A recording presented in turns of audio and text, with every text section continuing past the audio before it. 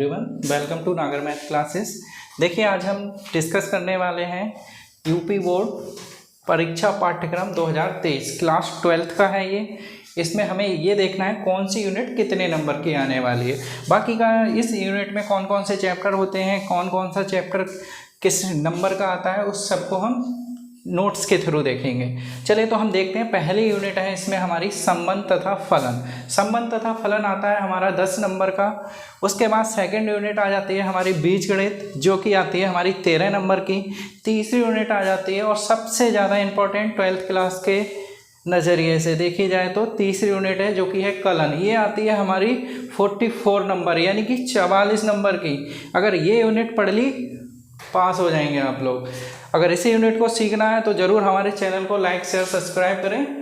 आराम से आप लोग इसको बहुत विस्तार से सीख सकेंगे। चलिए, इसके बाद हमारी यूनिट आ जाती है 4, जिसको हम सदिश तथा त्रिविमीय ज्यामिति कहते हैं। ये आती है 17 नंबर की। उसके बाद आ जाती है रैखिक प्रोग्रामन, जो कि 6 नंबर की आती है। और लास्ट यूनिट है हमारी प्रायिकता, जो कि 10 नंबर की आती है।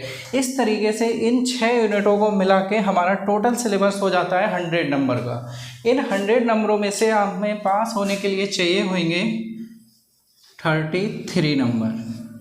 ये हाई स्कूल नहीं है, फिर किसी के माइंड में कीड़ा काट रहा हो कि 30 नंबर का प्रैक्टिकल होता है। 30 नंबर का इसमें प्रैक्टिकल नहीं होता है, ये 100 नंबर का होता है हमारा।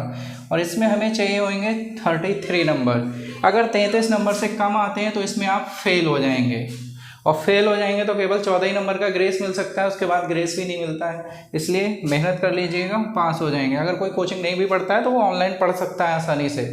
आजकल बहुत सारे टीचर्स पढ़ा रहे हैं, बहुत सारी वीडियो बन रही हैं, आप देख सकते हैं किसी की भी जिसकी पसंद आए आप लोगों को। चलिए, तो इसके बाद हम आगे की वीडियो नोट्स के थ्रू कंटिन्यू करेंगे। चलिए देखिए, इसमें ये चीज़ तो अभी हम डिस्कस कर चुके थे। उसके बाद अगर हम देखें सत्र 2022-23 के अनुसार 70% पाठ्यक्रम जो हमारा निर्धारित किया गया है वो क्या है। 70% पाठ्यक्रम में हमारी पहली यूनिट थी जो हमने बताई थी आपको, संबंध तथा फलन। इसमें हमारा पहला जो चैप्टर रहता है वो होता है संबंध तथा फलन। संबंध तथा फलन हमारा, जिसमें कि संबंध के प्रकार पढ़ेंगे, स्वतुल्य, सममित, संक्रमक, तुल्यता संबंध, संबंध और एकैकी तथा आच्छादक, इस सभी को आपको पढ़ना है। इसमें दूसरी जो इसका चैप्टर है वो है प्रतिलोम त्रिकोणमितीय फलन। इसमें परिभाषा देखनी है, परिसर देखना है, प्रांत देखना है, मुख्य मान की शाखाएं देखनी है।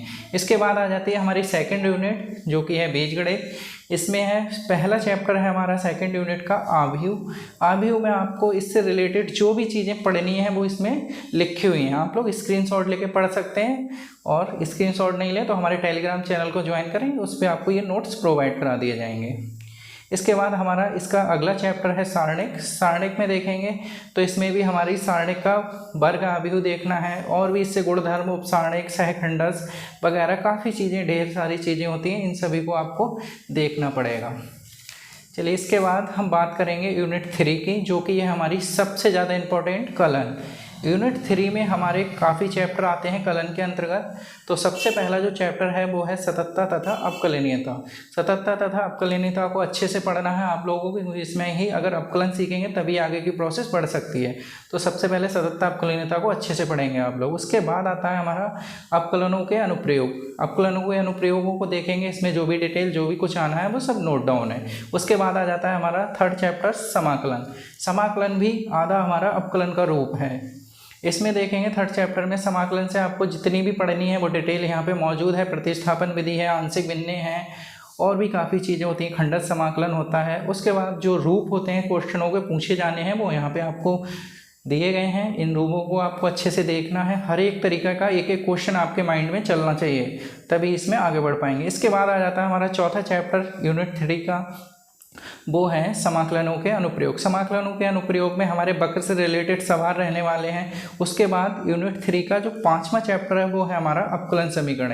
अवकलन समीकरणों से घात, कोटि और इससे रिलेटेड काफ़ी सारी चीज़ें आपको पढ़नी है। इसके बाद अगर हम बात करें अवकलन समीकरणों में ही, जो कि 2 तरीके की होती हैं, ये वाली भी आपको अवकलन समीकरणें पढ़नी है, इन्हें अच्छे से पढ़िएगा, ये ज़रूर मिलती हैं पेपर में। इसके बाद आ जाती है हमारी यूनिट 4, यानी कि जिसमें हमें पढ़ना है पहला चैप्टर सदिश। सदिश में आपको क्या क्या देखना है, सदिश तथा आदेश, इससे परिणाम वगैरह जो भी डिटेल है वो आपको इसमें प्रोवाइड कराई गई है अच्छे से लिख के, एक एक टॉपिक वाइज टॉपिक। उसके बाद हमारे इस यूनिट का ही यानी यूनिट 4 का सेकंड चैप्टर है त्रिविमीय ज्यामिति। त्रिविमीय ज्यामिति में भी आपको जो भी पढ़ना है वो इसमें मौजूद है। उसके बाद आ जाती है हमारी यूनिट 5। यूनिट 5 में हम देखेंगे पहला जो चैप्टर है वो है हमारा रैखिक प्रोगमन। एक ही चैप्टर है, इसमें जो भी आना है वो आपको इसमें मौजूद है, देख सकते हैं, पढ़ सकते हैं। इसके बाद यूनिट 6 है हमारी, यूनिट 6 यानी कि प्रायिकता। प्रायिकता से जो भी डिटेल आनी है वो आपको इसमें मौजूद है। ठीक है, पढ़िएगा आराम से स्क्रीनशॉट लेके, और वरना टेलीग्राम चैनल पे जाके देख सकते हैं इनको आप अच्छे से। इसके बाद अगर हम बात करेंगे तो हमारा 70% सिलेबस हम कर चुके हैं कंप्लीट, जो हमारा के पेपर में आना है इस साल 100 नंबर का। ठीक है, 70% 70 नंबर में नहीं आएगा, ऐसा मत सोचिएगा, 70% 100 नंबर में आएगा। ठीक है, उसके बाद जो 30% कम किया गया है हमारी किताब से वो क्या है, 30% कम में हमारी इकाई फर्स्ट से संबंध एवं फलन से कुछ पार्ट हटाया गया है, पूरी नहीं हटाए गए हैं। किसी के दिमाग में आ जाए कि संबंध एवं फलन हट गया, पूरा नहीं हटा है। संबंध एवं फलन के पहले चैप्टर से, यानी पहला चैप्टर हमारा संबंध एवं फलन है, उससे हटाया गया है संयुक्त फलन, फलन का व्युत्क्रम और द्विआधारी संक्रियाएं। इसके बाद हमारा इसका सेकंड चैप्टर है प्रतिलोम त्रिकोणमितीय फलन। प्रतिलोम त्रिकोणमितीय फलन से केवल उसके आलेख और प्रतिलोमी गुणधर्म हटाए गए हैं। ठीक है, इसके बाद जो हटाया गया वो हमारी यूनिट 3 से। यूनिट 3 से क्या हटाया गया, सततता तथा अपकलनीयता पहले चैप्टर हो गया इसका। पहले चैप्टर से हटाई गई है हमारी, केवल एक पार्ट्स हटा है इसका, ये यानी कि एक एक्सरसाइज हटी होगी कुल मिला के कही जाए तो, जिसमें कि रोले प्रमेय और लैग्रेंज प्रमेय यानी मध्यमान प्रमेय के बिना उत्पत्ति और इनकी ज्यामितीय व्याख्या का अनुप्रयोगी, ये हटा दिया गया है इससे। इसके बाद यूनिट 4 आ जाती है सदिश तथा त्रिविमीय ज्यामिति। इसका फर्स्ट चैप्टर है सदिश। सदिश से आपको त्रिक गुणनफल को हटा दिया गया है। उसके बाद ये चैप्टर सेकंड की बात करेंगे जिसमें त्रिविमीय ज्यामिति का परिचय दिया गया है। इससे दो रेखाएं, दो तल और एक रेखा तथा एक तल के बीच के कोण को हटा दिया गया है। इसके बाद यूनिट 6 आ जाती है। यूनिट 6 में देखेंगे आप लोग तो प्रायिकता में हमारी यादृच्छिक, चर तथा माध्यिक तथा प्रसरण और बर्नौली परीक्षण तथा द्विवंटन, इन सभी को हटा दिया गया है। इसी के साथ हमारा ये सिलेबस कंप्लीट हो जाता है। अगर आप लोगों को ये वीडियो पसंद आई हो तो लाइक करें, शेयर करें, सब्सक्राइब करें। Thank you so much.